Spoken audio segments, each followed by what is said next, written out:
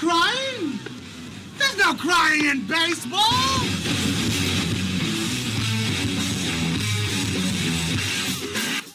Viva Cuba Libre! Welcome into episode number 26 of the Pitch Off Podcast, the hardest hitting 30 minutes of baseball coverage you will get all week. I'm your host, Bitter Mike Babbo, with me as always, and he's warming up in a bullpen, auditioning to be the Yankees closer, Mr. Aric Schuler. Aric, how you doing this evening? Mike, what is going on? You caught me at a pretty depressed time. My Yankees are faltering, falling to their knees post-trade deadline, so a little unhappy about that, but we will get to that. Yeah, as we like to say, they're kind of leaking oil right now. They're struggling, but they can take their revenge on your favorite team in the AL West, the Houston Astros. But before we get to that, let's go over let's lay out the show. We'll go over some latest news and notes from around the diamond. We'll do a 2025 trade post-mortem, and we will preview some key matchups this weekend. Normally we do 3, but we got 5. Count them 5, Aric. We got to go through because they're all big. First of all, the latest news out of Chicago. The Chicago Cubs will host a 2027 All-Star Game. It's the first time in 1990 that they will host a Midsummer Classic. The home run derby champ and the late, great Ryne Sandberg was in the starting lineup along with his right field teammate Andre Dawson. Sean Dunston was selected as a reserve. And in 1990, I believe the National League took it.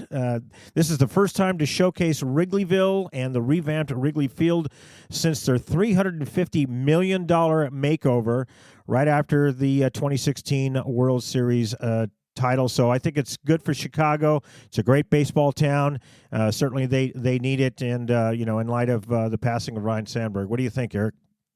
Yeah, I got to admit, I really like this move. I mean, obviously, huge fan. I love the All-Star Game. We talked a little bit about this after this year's Midsummer Classic. I don't like that they're getting a little bit out over their skis on the gimmickiness of it. Yeah. I'm just an old school purist. I don't enjoy the gimmicky side of it, but I'll tell you, historical game, headed to an historical park, so I'm pretty excited about that. Timing couldn't be more perfect. They're going to get to honor the late Sandberg next year, so I'm excited about that. And, obviously, Cubs, one of the most storied franchises in the league. Yeah. Staying on the north side, the Cubs on the field made a very surprising announcement after the trade deadline. They designated for assignment their closer, Ryan Pressly. The move was made to make room for newly acquired right-handed pitcher Taylor Rogers. He's a relief pitcher. Pressly was an 11-year vet, so that he had the option to refuse a minor league assignment, and he did. So therefore, the Cubs just released him a day later, so he can sign now for the prorated major league minimum with any of the other 29 teams. And of course, the Cubs will be on the hook for his salary. He was acquired in a January trade from the Houston Astros for right-handed pitcher Juan Bello. This year, it just didn't work out for him, Aric. 41 1/3 innings, 4.35 ERA with a 1.52 whip, and career worst in strikeout to walk ratio, strikeouts, walks, and hits per 9 innings, as well as on-base percentage allowed and slugging percentage allowed. This is a real bummer for the Cubs. I know you mentioned this several episodes back, how they were their bullpen was wearing you out, and I think he was first and foremost to blame with that demise of the bullpen. Yeah, so I have a couple questions on this, Mike. What kind of money is Pressly making? I believe he's making $11 million. Yeah, I would tell you, if somebody's going to pick him up, somebody's going to pick him up and try to make him part of their playoff roster. I'm not saying he makes a playoff roster, but what I am saying is somebody's going to pick him up who needs a little back-end relief, who needs help there, and they're going to try to make him work. A change of scenery can be good for these guys sometimes. He's had a rough year. Yeah. He hasn't exactly locked down the backside of that bullpen there in Chicago, and so I think he's going to get picked up, and I think he could be useful with the change of scenery to some team that needs somebody going into the playoffs. Yeah, and this is a guy who saved 31 and 33 saves over the last 3 years. Between 22 and 23, he saved 64 saves between those two seasons. He is owed $11 million on that major league contract by the Cubs. So whoever picks him up only has to play, like I said, a prorated salary of the major league minimum, which is $760,000. So this must have been a really hard move for Jed Hoyer to make. Parting with a guy like that, but they do have a big payroll. They do have, it is Chicago. They're the number 2 market or number 3 market in all of baseball, and so it's really sad to see. But they needed to make a move. And listen, I mean, the Brewers aren't going away. I mean, now they're leading the division, and they are surging. They are the best. They've got the best record in baseball. They're the first team to achieve 70 wins, and there's no slowing down with the Brewers for certain. And so the Cubs, they just can't hit their way out of this problem. So they had to make a move here. Yeah, and it's funny. It's funny that you bring that up, Mike. I mean, that's we sit on our show a week ago, and we're pretty critical of the Brewers, and lo and behold, they have a couple trade deadline deals that they make. Yeah. We're in the waning hours of the deadline, and now they're playing some of the best baseball in the league. Yeah. So like I said, I thought that was going to be a good race there in the NL Central. I'm disappointed. If I had my druthers, I picked the Cubs because they're the more historical franchise. Yeah. But right now the Brewers are the best team in the league. I mean, you can't say much more than that. Yeah. Speaking of another team that has a real big problem with their bullpen as well as their defense is your beloved New York Yankees. They made a bunch of moves to try and shore up that bullpen and give Devin Williams some help. They brought in Camilo Doval for 4 minor leaguers from the Giants. David Bednar comes from the Pirates, and of course Jake Bird.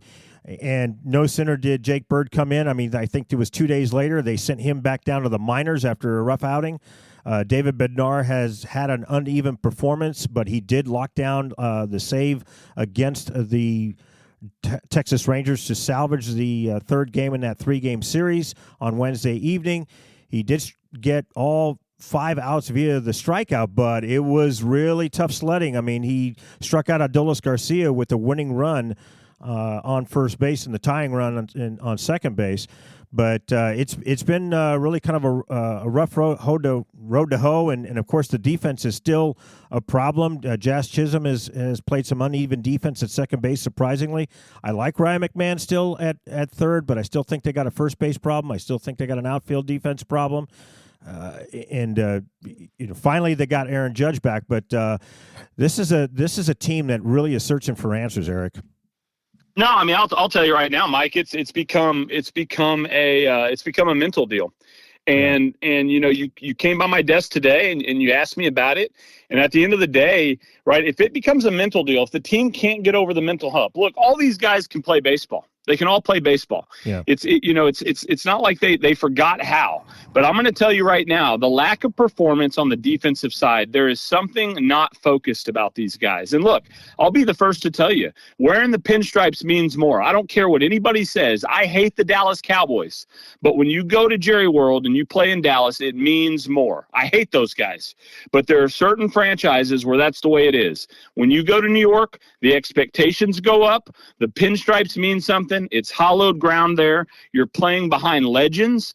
And all I'm saying is when you walk into that stadium, it's a different feeling, and some guys can handle it. And we've seen in history over the last 20, 30 years, some guys cannot. And I will tell you, I've seen it time and time again. That's just the way it is. Yeah, they have a chance to get right.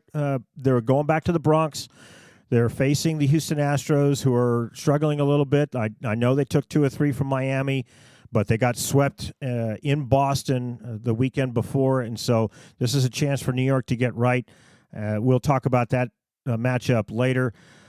Sticking with the AL East, the Red Sox sign another young stud to a long-term extension. We're talking about their outfielder, Roman Anthony, who made his Major League debut earlier today. It's an 8-year deal, Aric, for $130 million. That locks him through the 2033 season with a club option for 2034. There's incentives for Rookie of the Year, MVP, All-Star appearances. all those incentives and the option can take that total value up to $230 million for the young 21-year-old who is now hitting .283 with a .400 on-base percentage and a .428 slugging percentage and has driven in 19 runs in 46 games this year. This is the third player, Aric, that the GM, Craig Breslow, has locked up in less than 2 years with 2 years of service time. Cedane Rafaela was locked up April of last year, 8 years, $50 million. He's 24 years old. He's got a .751 OPS with 14 home runs and 51 RBIs this year. And then, of course, early this year, Christian Campbell, their second baseman, was also locked up for another 8-year deal at $60 million. He was optioned in June because he was only hitting like .229. But still, this is a young team on the rise. I like what Craig Breslow is doing. He was given a lot of heat for not getting a starting pitcher to shore up that rotation.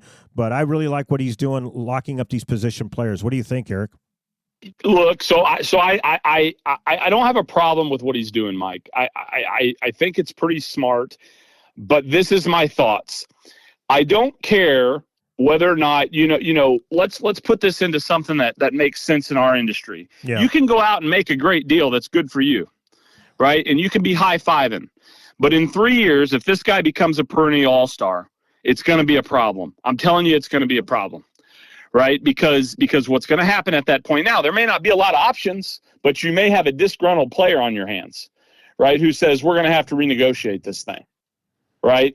And I'm not saying I don't know if that's going to happen, but I'm going to tell you, if some of these young studs end up being perennial all-stars and they end up being some of the better players in the league and they're underpaid, it's going to be a problem for the Red Sox. And so I'm not saying he shouldn't be out there locking them up. And I'm not saying these guys don't appreciate long-term deals, but those long-term deals this early in their career come with risk for the player on both sides. There's risk for the player and there's risk for the team.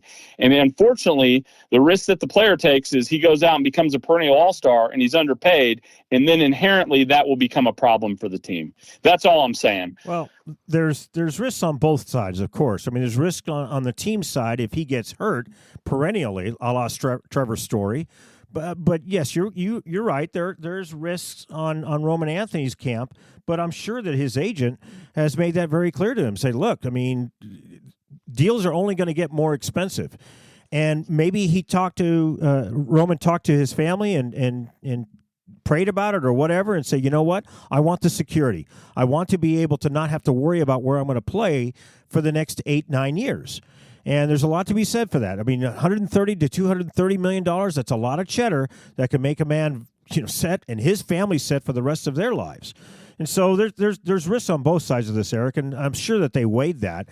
And there's a lot of certainty that's going on, too, as well as the risk. The Red Sox get cost certainty. He gets security. I like it.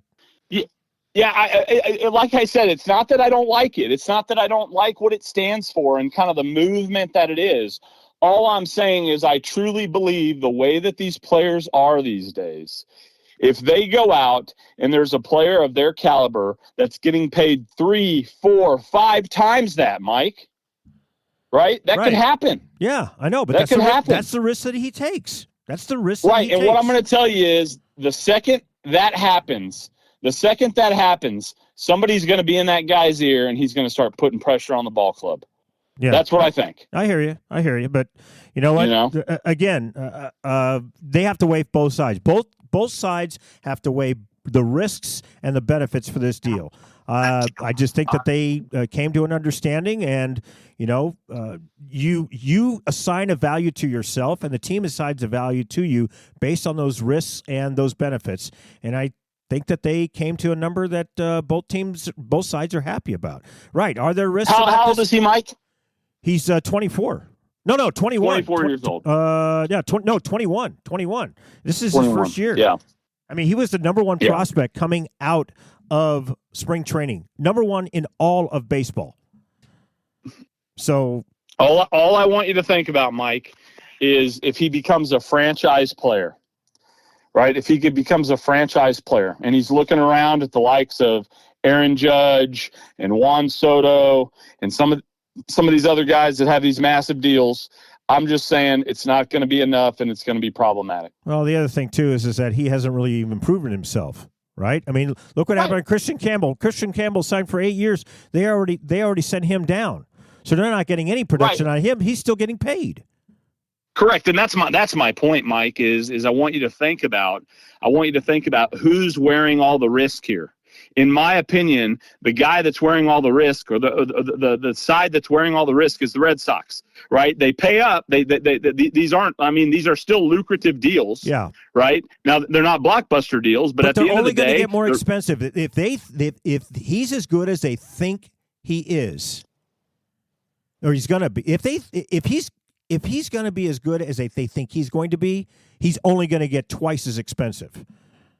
Right, but what I'm saying, but Juan Soto's getting $51 million a year, and what is he? He's 28 years old. I agree with you. He's not much older. I agree with you. My only point is those players are going to demand that money one way or the other. I don't believe in 2 years, if this guy is a perennial all-star and an absolute stud and a franchise player, that he's not going to put pressure on the organization to pay him. And then what's going to happen is in 2 or 3 years, right, if he's not a perennial all-star and he's simply a everyday ball player, right, then the fact of the matter is the Red Sox overpaid. Right, I don't see how locking these guys up. It'd be one thing if it was a 4-year deal, Mike. It'd be one thing if it was a 4-year deal. You're assuming, you're assuming that he is automatically going to hold out. Come, let's say season 2028. Let's say he's Rookie of the Year this year. Let's say he's in the next couple of years he's top 5 MVP. Which, by the way, that's where some incentives kick in. Okay, something that his agency negotiated. Okay, for the opportunity to cash in on those incentives. If he's got a beef with it, he should complain to his agent, not to the Red Sox, because no one forced him to sign that deal. I agree. We'll see what happens. Yeah, I mean, it speaks to the character. All right, it speaks to the character of the young man, and from what I've read, this guy is a high character guy. So let's hope. I know what you're saying. I know what you're saying, but let's hope that he doesn't renege on it because he could stink. And yeah, he totally could stink, and that's what I'm saying. If he does stink, the Red Sox are going to pay him, or they're going to trade him, or they're going to get he's going to get his money. Again, that's the problem with guaranteed contracts. And Correct. We can have a discussion on that next week. He's going to get paid. We can have. But if he turns into a perennial all-star and he's an absolute stud, there's going to be some disgruntlement there. That is my call on this. I don't think. Okay, you can have your opinion. You can have a call on that, but I don't think he's going to be a disgruntled young man because he's going to tell his agent, "What are we doing here?" And his agent said, "Remember, we had this conversation. I'm going to play back the conversation where you were okay with this." Because this is what but it won't change the fact that he will be getting 25% of the market rate if he's an absolute stud. Yeah. Doesn't change the fact. Well, we'll see. I mean, that's the problem with these guaranteed contracts with there's incentives on this, but there's really no incentives. I mean, because he can, like you said, he can stink and still get paid his, $15 million when the real money kicks in. I mean, from what I understand, he's only going to get paid minimum salary this year with a bonus. Next year it's $2 million. Year after that, $4 million, then $8 million. Then in 2029, that's when the money really starts to kick in. 15 in 2029, 19 in 2030, and then 23, 25, 29 million in 2033. And then, of course, there's that $34 million club option for 2034. So, anyway, turning on to the trade deadline of 2025, we need to we had to take a breather. I mean, there's so many trades. There were 50 trades done in the last 24 hours. Holy smokes. Aric, you got any winners from last week's trade deadline? Yeah, hands down. I'll tell you, I think it's showing in their playing. It wasn't a lot of trades, but it was one of the most consequential trades. The Phillies for me. The Phillies are winners. Yeah. They went out and they addressed. Yeah. Johan Duran. Yeah. Go ahead. No. Johan Duran was the guy. Yeah. Yeah, they addressed the sole thing that they needed. They addressed, and I think it shows. I think they're playing better baseball. I think it, I'm a huge fan of the mental side of all these deals. These guys go out, the whole team recognizes they got a problem, management goes out and addresses it, and it catapults the team, and the team says, hey, man, the guys upstairs are serious about winning, we better get serious about winning. Yeah. No, it's a great take. No, and of course, getting that speedy Harrison Bader to patrol the outfield. I mean, he's a pain in the neck for the opposing team. The analogy that I'm going to use for what the Phillies did at the trade deadline is, if the Yankees are over there taking a hatchet to it or a machete, the Phillies are using a scalpel. Yeah. Exactly. For me, it was the Padres, the San Diego Padres. They improved a great bullpen. They were the best in the league, and then they got Mason Miller, the fireballer from the Oakland A's. They did have to give up a lot with their giving up their switch hitting shortstop. They improved also at the catcher position, getting Freddie Vermin. He's a pro's pro. And the outfield, getting Ryan O'Hearn and Ramon Laureano from the Orioles. And they kept Dylan Cease and Robert Suarez. Most importantly, they also received cash from the Orioles and the Brewers, totaling $5.5 million between the two teams they received, that basically takes the salaries for those players that they acquired just above the minimum. So their luxury tax figure still is very well north of that $241 million luxury tax threshold. But the total payroll wasn't much more than what they had started with, and they released a lot of guys that were making major league minimum too. So, all in all, their cash outlay because of what they got back from the Orioles and Brew Crew is not much more. So, good for them. I think they hit a home run here. Yeah. I mean, I agree with you. I mean, I do think there were some teams that did really well. But the Padres are cooking with Crisco. I mean, the GM. I think it's a GM of the year type award. Yeah. I really do. He's pulling off some stuff that you looked at me and said, I don't know how he's doing it. Yeah, AJ Preller is just a magician for sure. But ding dong, man. Let's kill that witch. That's what I say. Let's get it going. No kidding. Who disappointed you in this trade deadline, Aric? The most disappointing team for me was probably, truth be told, the Red Sox. And I want to there's a caveat with that. They did not do much. But I also, it's that I think they could compete for that division, and it appears that they are going to try to compete with that division. Yeah. My only thoughts are, I thought they could have gone out and made some moves for some veteran leadership to come in. This is a long season. You have a lot of young guys. Right now, it looks like it hasn't affected them. But I would have tried to shore it up, by doing something, by maybe getting another starter to help that rotation. Yeah. Something like that to get a veteran starter in there. I think they could have done that, on the cheap. I don't think they would have had to sacrifice a whole lot. So I'm a little bit disappointed in that. But I will say, as disappointed as I am, the Red Sox, we just talked about their GM. I think they're a quality franchise. I think they're quality ran, and I think they're rolling with these young guys. And I think that can also have a mental impact in the clubhouse with those young guys. It's time to grow up, right? This is big boy time. It's time to put those big boy pants on and play some baseball. So from that effect, I enjoy the fact that they went out and didn't make a move, as long as that was their thinking. Yeah, they might have thought that the Padres wanted too much for Dylan Cease, or the Marlins wanted too much for Sandy Alcantara. That's what the reports are. But maybe they could have got Justin Verlander from the Giants. Maybe they could have gotten Zach Gallen from the Diamondbacks. That's a trade I wish it would have happened. They needed some help behind Garrett Crochet and Lucas Giolito. Cooper Criswell has been a nice surprise. He really mowed down the Astros in his last start, I believe, on Friday. Walker Buehler has been a huge disappointment with a 5.74 ERA. And then they just got bad news on Wednesday.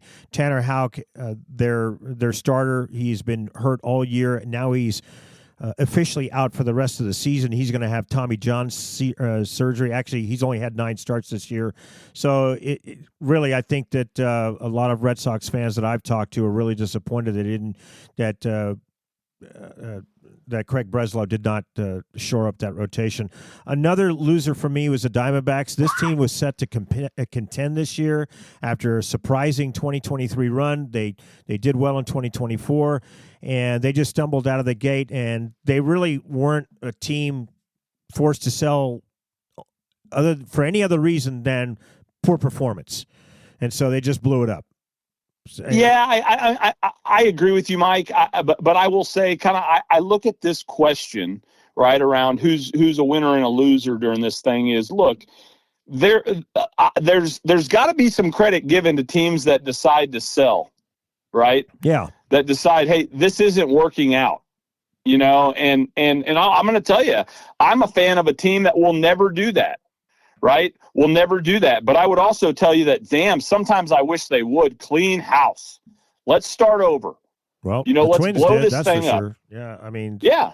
And so look, the Yankees are never going to do that. But I'm going to tell you right now. Their fans wouldn't allow it. Their fans wouldn't allow it. But my stance. Yeah. I'm a huge fan. Walk in there and fire everybody. I'd put everybody out there. I'd call Eric Schuler and have him playing third base. Well, kudos to Derek Falvey, the president of baseball operations for the Minnesota Twins. He was very upfront and very honest with guys like Carlos Correa. Dustin Jacks, he wanted out. Okay, fine. Boom. He got rid of him. He sat Carlos Correa down. I think it was a couple days before the trade deadline, and he said, "This is not what you signed up for. And so I'm going to give you the opportunity to choose." He had a no-trade clause in his contract. Carlos, they have a very good relationship based upon communication and mutual respect. And Carlos has said nothing but great things about Derek and how he handled this whole process. They even went to Byron Buxton. A lot of teams went to Buxton's agent and said, "Would you waive your no trade clause?" And Byron said, "No, I'm here for the long term." He's got a different attitude to this, Eric. He said, "Look, I signed up and I made a commitment to this team and to this community and to these fans.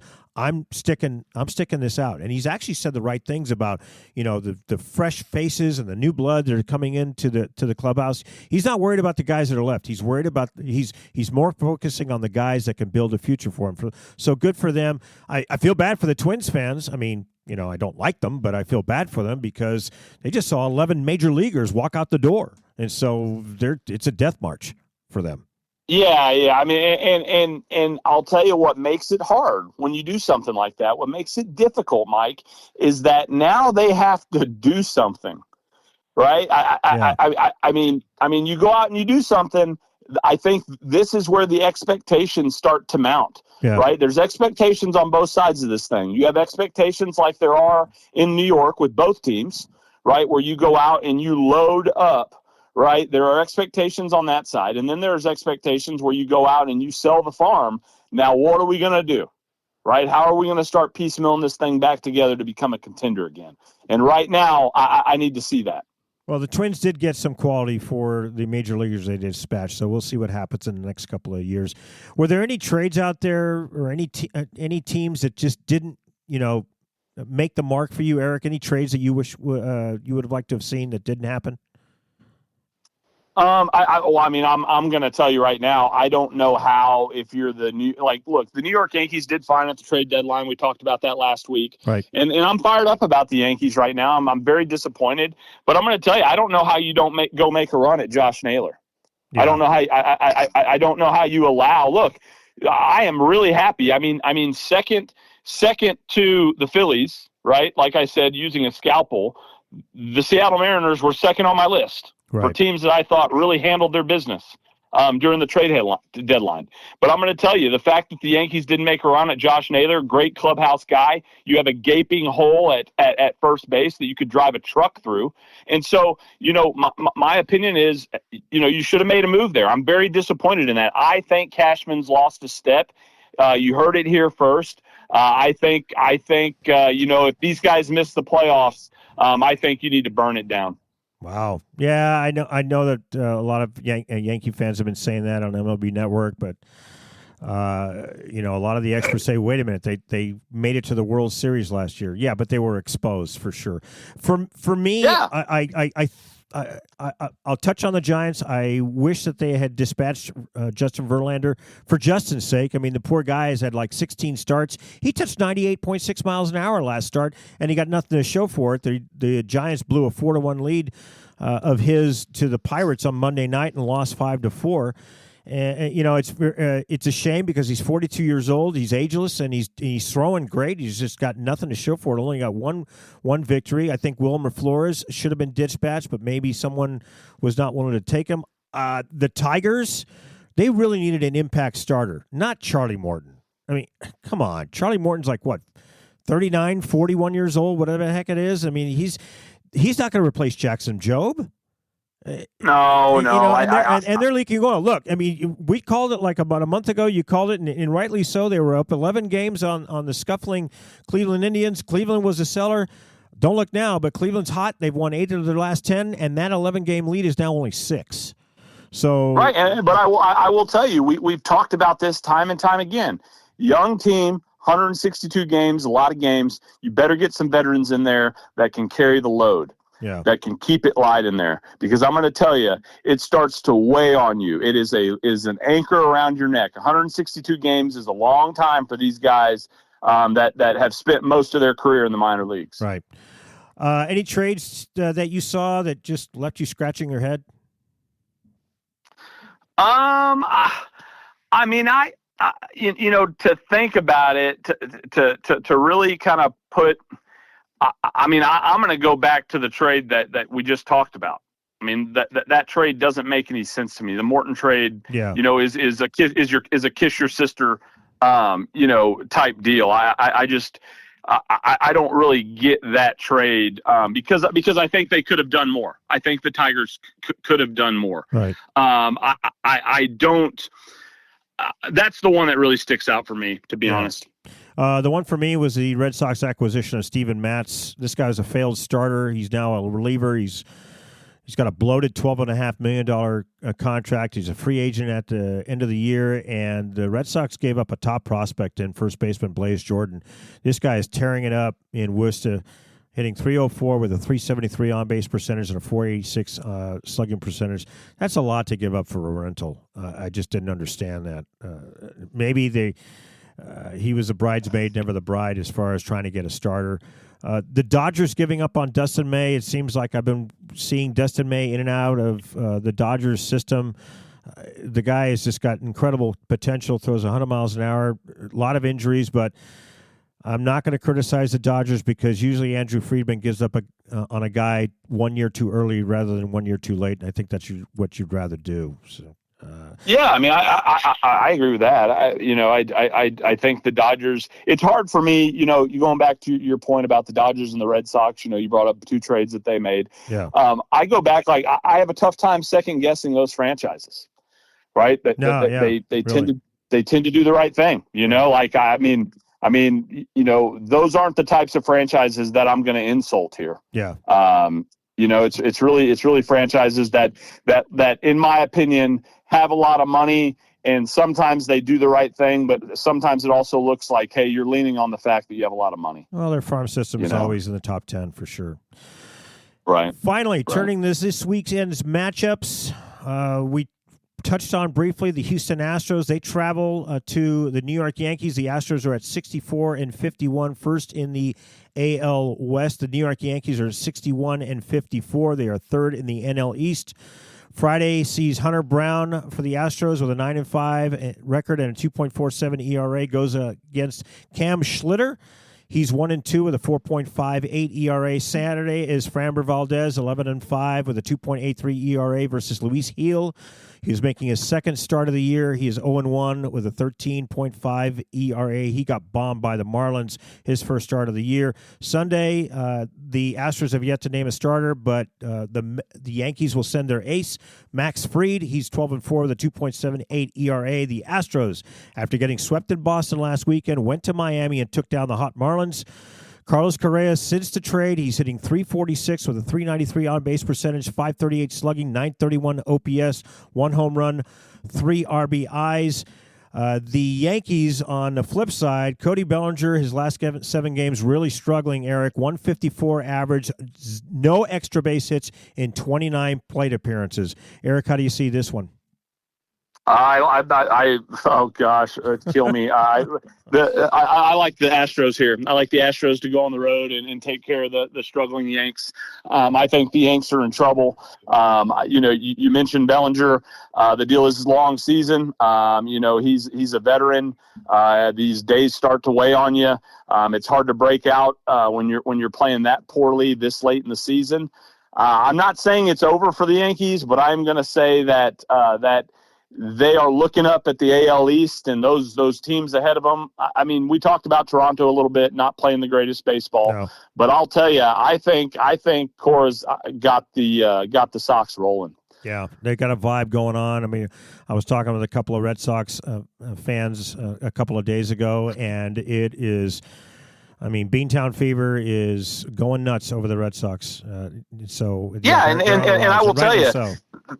There's nothing that's going to make those guys feel better than making a playoff run after doing minimal, not really swinging for the fences on the trade deadline. Right. Like if these guys go to the playoffs, maybe they win a wild card matchup, maybe they make a run. Holy smokes, Katie bar the door. Boston's going to be good for a good while. Right. You mentioned the Phillies. They traveled to Arlington to face the Texas Rangers. The Phillies are in first place in the NL East at 65-49. The Rangers are in third, but making a move at 60-56. Friday sees Christian Sanchez go for the Phillies. He is 10-3 with a 2.4 ERA versus newly acquired Merrill Kelly.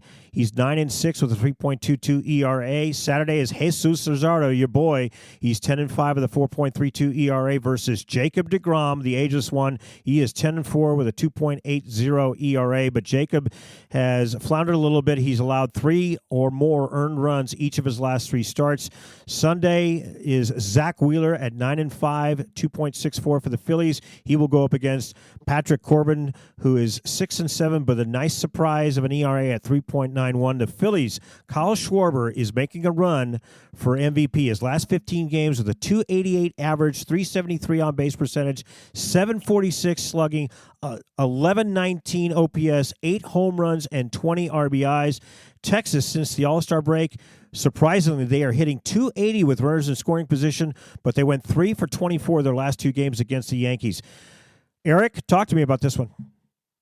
Yep, I like Texas to get it done here. I like Philadelphia, but I think you got the new face with Texas, and then you got DeGrom coming in there. I think they're going to take care of business. At home, I think it's a good way to welcome the new guy to the staff. I think I like Texas to win this series. I think they are. I think they're basically saying, hey, we weren't sellers at the trade deadline. We better get on the horse here. They are my World Series pick. I need them to play well. I think Josh Young, maybe he breaks out of his slump after that walk-off, a couple days ago. So I like the Rangers to continue to make strides towards the Astros here. Not so fast, my friend. I like the Phillies on this one, especially with their new acquisition, Johan Duran. I think this is going to be a battle of bullpens, and if it becomes a battle of bullpens, I think the Phillies will take this one. I still don't like the fact that the Rangers don't know who their closer is. They go with John Ryan sometimes. They go with, pick a guy, and they just haven't. I think Curvelo should be given a shot here at their closer as their closer.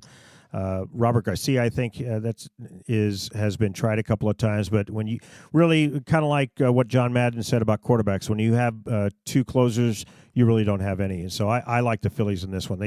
They mash. That's a fair take, Mike. I agree with that closer sentiment with the Rangers. If you want to compete for a division, you need to figure that out. Yeah. If you want to compete for a division, but I agree with that take. That's a great take.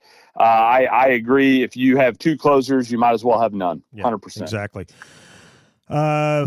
we got some really this one is a clash of titans here. The New York Mets, I know they've been scuffling a little bit, but they're at 63-52, just I believe a game and a half out of the first place or second place in the NL East. Go up against the red hot Milwaukee Brewers at 70-44. They are first in the NL Central. They're surging, and the Cubs are getting smaller and smaller in the rearview mirror. Friday, as Kodai Senga goes for the Cubs, he's 7-3 with a 2.31 ERA against Brandon Woodruff. He's 3-0 with a 2.22 ERA. Saturday, the Mets have yet to name their starter, but he goes up against Logan Henderson of the Brewers. He's 3-0 with a 1.78 ERA. Sunday, Sean Manaea, 1-1 with a 3.52 ERA against Quinn Priester, who's 11-2 with a 3.15 ERA. Why the Red Sox gave up on him in April after getting him in a trade deadline deal from Pittsburgh last year is beyond me. The Mets are in the middle of a roller coaster swing. After a 7-game win streak, they've lost 8 of 9, including getting swept by the Brew Crew at home, including narrowly avoiding getting no hit by Gavin Williams on Wednesday. Only a Juan Soto 1-out home run in the ninth kept them from getting no hit. The relief corps in the losing streak has averaged 4 1/3 innings per appearance with a 4.1 ERA, but that's skewed by 2 bad outings. One against San Diego by Jose Butto, where he gave up 5 earned runs in an inning and 2/3, and one by Ryan Stanek, where he gave up 5 earned runs in just 2/3 of an inning. Other than that, the Mets bullpen has done very well. The Brewers, they have the best record in baseball, Eric. They're the first to 70 wins. Joey Ortiz has locked down that shortstop position. Ironically, he's the only regular hitting below the league average, which is 246. The rest are well above it. They're top 5 in runs per game, average on-base percentage, yet bottom 3rd in home runs. So Chicks may take the long ball, Eric, but it doesn't guarantee wins. No, Brewers jump all over these guys. So my thoughts on the Mets, very simple. I know I always bring it back to my New York Yankees. Aaron Judge is the straw that stirs the drink in New York. Juan Soto is the straw that stirs the drink for the Mets. Last 10 games, he's hitting sub 200. Right. Only got 7 hits. Yeah. 2 home runs. He's not getting it done. That is bleeding into the entire Mets offense. They look awful. I think the Brewers go in and dispatch these guys pretty easily, and I think the Phillies take their rightful spot at the top of that division and continue to pull away from not just because they're going to start playing better, even though I think they are going to have some trouble with the Rangers, but I will tell you, I think the Phillies are going to pull away in that division because the Mets are not playing very good baseball, and I think the Brewers see the Cubs 4 games back, and they're just going to hit the gas. Yeah, they just do everything well, Eric. I like your take. They don't make mistakes in defense. They don't make mistakes in the base paths. They pitch very well. They got a solid bullpen. They're the reason why they have the best record in baseball. So, and one more thought on the Brewers before we move on. My only rebuttal to that is I agree with your sentiments there. The Brewers do everything well. The only thing the Brewers don't do well enough for me is go to the World Series and win it. Yeah, they haven't. Right? Yet. They haven't yet. Yeah, and that's my point, right? There's always something they can't quite get there. Well, maybe they'll do it for the late great Bob Uecker. How about that? Yeah, maybe, but they're always a team that goes out and they play by the rules. We talked about it early in the podcast. These are guys that you don't hear them moaning about, it's unequal and all this. They go out and they do what they need to do. They play by the rules. They do things within their budget. They put a quality product on the field. And this year, they're the best team in baseball right now. But I would love to see them make a deep run and kind of get over the hump and get to the World Series. Yeah, you're right. They got a bottom 10 payroll, and they're doing it with mirrors. Well, actually, they're doing it with fundamentals. That's what they're doing it with. Yeah. The Boston Red Sox at 64-52. They are second place in the AL East. They travel to San Diego and play the hot Padres at 64-51.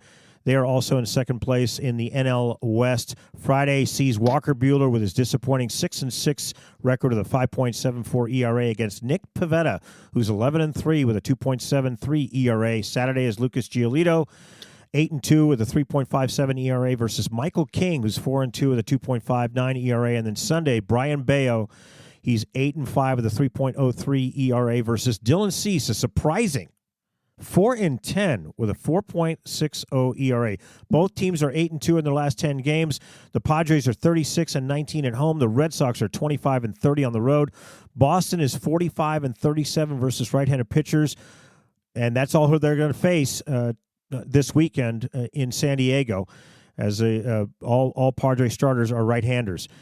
Aric, how do you see this? I like the Padres here. The Red Sox are sub 500 on the road. I think that's a long ways to travel, having to go all the way across the country. Yeah. I like the Padres to take care of business here. Just a long road trip for a young team. Yeah, I like them. I mean, their new acquisitions are rolling already. Ryan O'Hearn's already made his presence known. Ramon Laureano can still he's got a hose out in the outfield. So I like the Padres to take 2 or 3 in this one. Finally, we go to Chavez Ravine, where the Toronto Blue Jays at 68-48, first in the AL East, face the Los Angeles Dodgers. The world champions are 66-49. They are first in the NL West. Friday has a clash of old titans, Aric. Max Scherzer, 2-1 with a 4.39 ERA, goes up against the wily veteran himself, Clayton Kershaw. He's 5-2 with a 3.29 ERA. Good for Clayton. That's awesome.